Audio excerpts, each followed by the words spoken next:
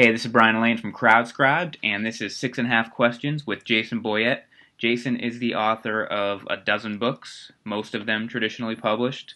His middle name is not Argyle. No, it's not. What is it? Thomas. Thomas. Excellent. Jason, thanks for being here. Here we go. Question number one. You've mostly been traditionally published, but you've dabbled a little bit, I think, in self-publishing. Uh, what are your least favorite and most favorite things about each of those? My most favorite thing about traditional publishing is that theoretically a big chunk of the marketing will be handled by another company, as well as the editing costs. And so you've got a professional editor who's looking at your work. You've got a professional marketing, design, advertising team who are trying to get it in front of people. And so those are big resources potentially to have. And if your book is one that they are very, very passionate about, it can be a huge, huge thing. But what happens is if you are someone who maybe has a smaller following, more of a, sort of a book that falls outside of the bestseller list, then much fewer of those resources are going to be dedicated to your book. And so a lot of smaller authors, like myself, we end up doing a lot of the marketing ourselves.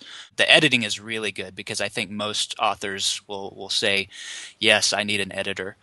And so there's a potential for a lot of benefit there, but you don't always get it. Now with ebooks and being able to self-publish, you retain all the rights to your books, which are great. You are in charge of the whole thing from start to finish, and you've got a lot of responsibility, but also a lot of freedom to do things the way that you think they ought to be done. And when you're an opinionated author, which I tend to be, it's nice to have that sort of control.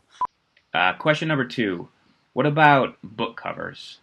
You've had over a dozen books published, so have any of them, when you look at them, do you think of like a particular nightmare story or maybe it turned out exactly the way you wanted to?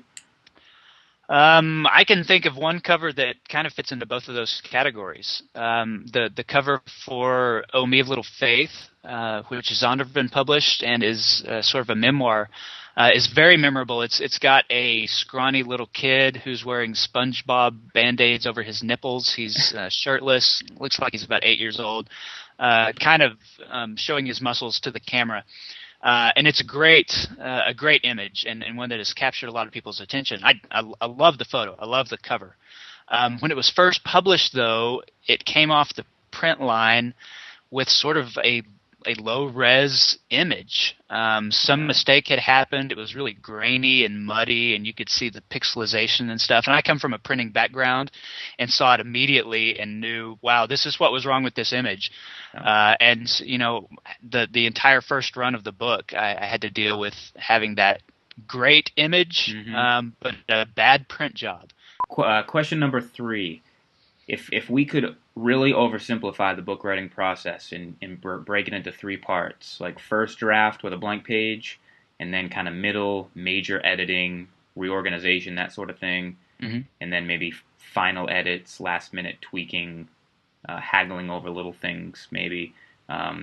Which of those three is your most favorite and least favorite part of the process? My favorite part is the very beginning, is writing the first draft. Because that's when you have the largest amount of freedom to do what you want to do, to take the book where you want to go with it. I think the next round of edits, and especially the first round of edits that come from your editor, that come to you from the publisher, those are very, very important.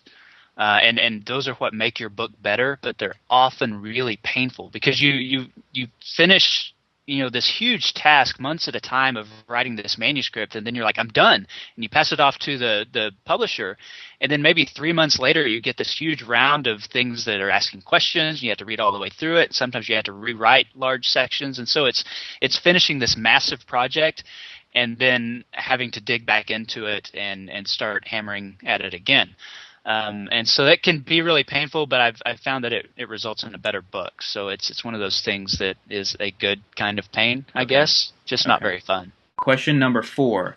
What are your ideal writing conditions in terms of maybe time of day or environment, music, that sort of thing? I'm going to need a wind speed of approximately 5 to 7 miles per hour. Okay. No, I function best in a quiet environment. I can't listen to music or anything when I write. So it needs to be pretty free from distractions, free from a whole lot of noise. I tend to do better in the morning in terms of attention span than I do in the afternoon. If I've got a big cup of coffee, I'm pretty happy. But other than that, that's about what I need. Question number 5. Since CrowdScribed is a crowdfunding site, we're kind of curious about crowdfunding and how other people have interacted in it.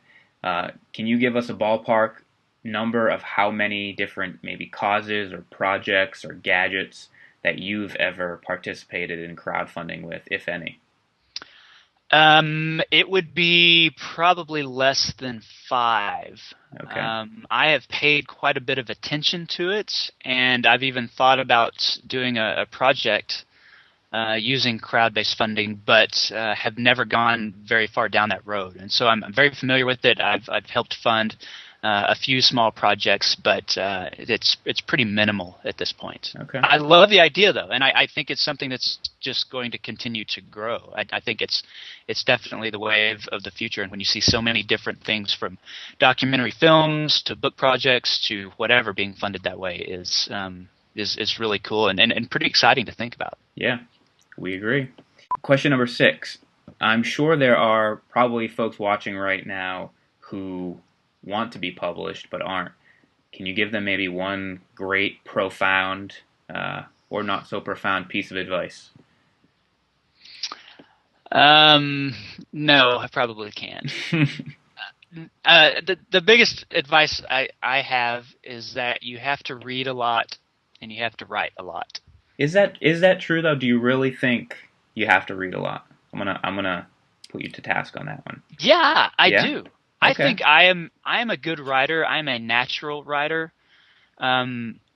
Because I read so much when I was a kid. Because I'm so familiar with how sentences come together, with how paragraphs flow, with that sort of thing, and that comes from immersion.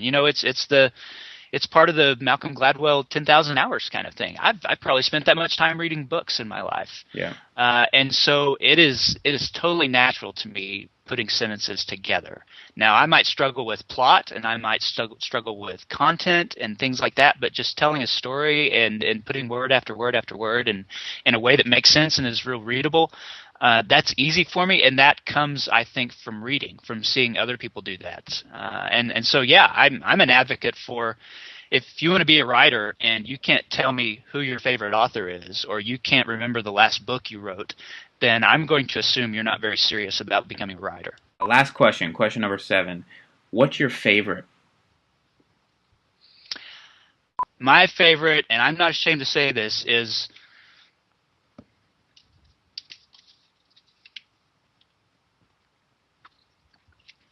so there you have it. Okay, really interesting. That's going to cause a lot of waves. But I'm glad you felt like this was a safe place to share that. Well, you can find Jason online at jasonboyett.com and all his books at amazon.com. If people want to jump in and maybe pick one of your books out to read, which one would you recommend? O Me of the Little Faith is a good one to get to know me. If you want to read something that probably I'm better known for, it's any of the Pocket Guide books. Pocket Guide to the Afterlife, Pocket Guide to the Apocalypse, something like that. I've read them both, and both the Pocket Guides and O Me of Little Faith, and I enjoyed them, so I concur. And if you want to connect with readers and authors, find great books, and even maybe publish your own book, you can visit CrowdScribed.com. Jason, thanks so much for your time. My pleasure. Thanks, Brian.